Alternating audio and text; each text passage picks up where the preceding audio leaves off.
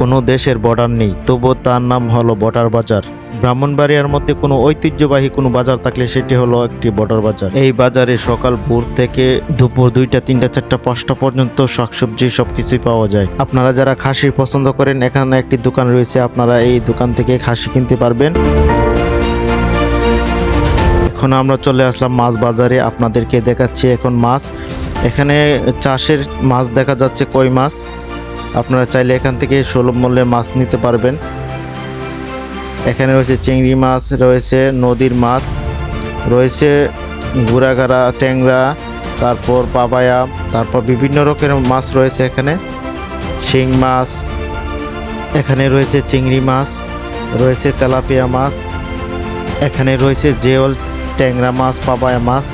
সপ্তাহে শুক্রবারে প্রচুর পরিমাণে এই বাজারে মাছ ওঠে। এই বাজার থেকে মহিলা এবং পুরুষ সমান সমানে সবাই বাজার করে থাকে। এই বাজার থেকে যারা বড় বড় মাছ কিনে তারা এই বাজার থেকেই কেটে তারপর নিয়ে যায়, কারণ সুবিধা।